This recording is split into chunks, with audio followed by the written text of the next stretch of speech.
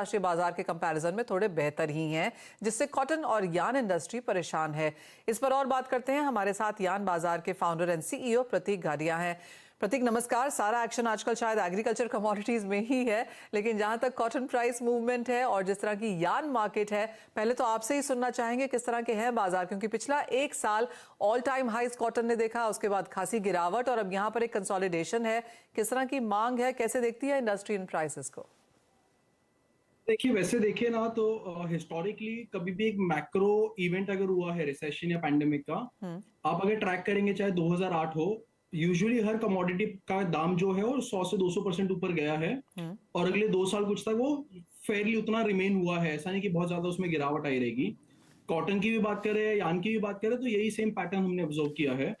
जो pre pandemic अगर candy का भाव जो लगभग 40,000 के आसपास रहता था, वो ड्यूरिंग पैंडेमिक लाख रुपए पर कैंडी भी टच होके आज लगभग 60 से 65,000 के बीच में चल रहा है पिछले 6 महीनों से।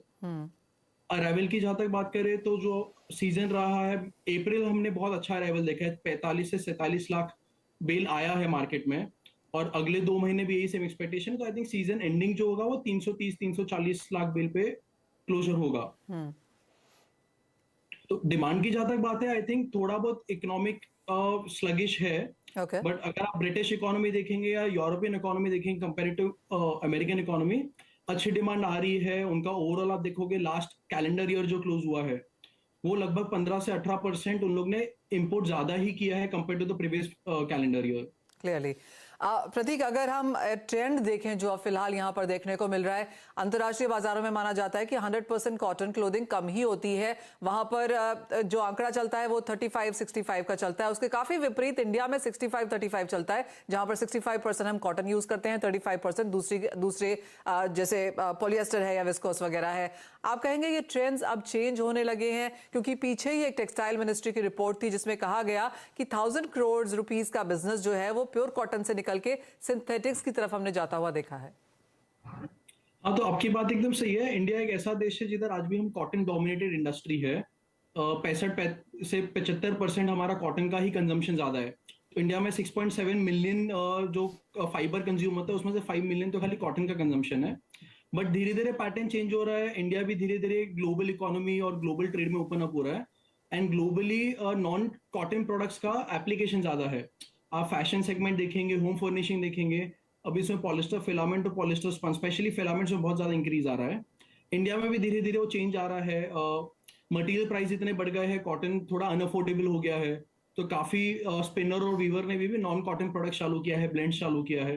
तो धीरे धीरे वी फील अगले 3-5 साल में हमें दिखेगा कि जो नॉन कॉटन फाइबर्स का जो परसेंटेज है वो थोड़ा थोड़ा बढ़ना चालू हो जाएगा। तो किस रेट से हम ये ब्लेंडिंग होता हुआ देख रहे हैं? एक तो वो प्रतीक, और दूसरा किस तरह के मार्जिन्स एज एन इंडस्ट्री आप लोग देख रहे हैं? मार्जिन्स पिछला एक साल तो compare to the last 2 years थोड़ा कम ही रहा है। उसका भी मेन रीजन ये है कि आपका रॉ मटेरियल कॉस्ट जो है, देखो टेक्सटाइल्स में अगर आप कोई भी एंड प्रोडक्ट देखोगे, चाहे वो फैशन है, चाहे वो होम टेक्सटाइल्स है, आपके पिलो कवर्स बेडशीट्स है, या चाहे वो टेक्निकल टेक्सटाइल है, आपका रॉ मटेरियल का जो कंट्रीब्यूशन है टू फाइनल प्रोडक्ट वो बहुत ज्यादा हाई रहता है, 50 से 80% है। तो अगर आपका रॉ मटेरियल कॉस्ट बहुत ज्यादा बढ़ रहा है, तो ऑब्वियसली उसका इंपैक्ट आता है आपके प्रॉफिटेबिलिटी पे, राइट। बट जहां तक चेंज की बात है, धीरे धीरे काफी मिले भी जो एक्सपेंशन ला रही है, गवर्नमेंट पॉलिसीज जो आ रही है, वो नॉन कॉटन या पॉलिस्टर में ज्यादा आ रहे हैं।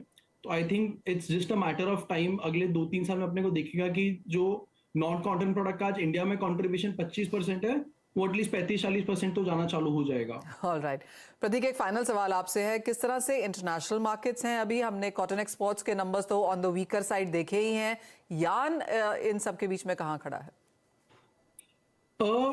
सी इंडिया में कैसा है ना, ओवरऑल अगर आप कॉटन की बात करो, तो चाहे वो कपड़े के तौर पर हो या वो एपरल के तौर पर हो, लगभग 70-80% कॉटन इन सम और दी अदर शेप एक्सपोर्ट ही होता है। ओवरऑल डोमेस्टिक डिमांड डेफिनेटली थोड़ी वीक है, but looking at again macro factors, China +1 है, बांग्लादेश जो ग्रेजुएट होने वाला एलडीसी स्टेटस है 2026 में, ओवरऑल इंडियन टेक्सटाइल इकोनॉमी की अगर बात करें तो we are very well placed. Next I think 12 to 24 months में हमें देखेगा कि हमारा कंट्रीब्यूशन टू ग्लोबल ट्रेड काफी बढ़ने वाला है। ऑलराइट, तो एज ऑफ नाउ थोड़ा सा लेड बैक है, लेकिन आगे जाकर पॉजिटिव नंबर्स की उम्मीद यहाँ पर। प्रतीक, बहुत शुक्रिया साथ जुड़ने के लिए और काफी डिटेल से वो सेक्टर शेयर भी करने के लिए, डिबेट भी करने के लिए।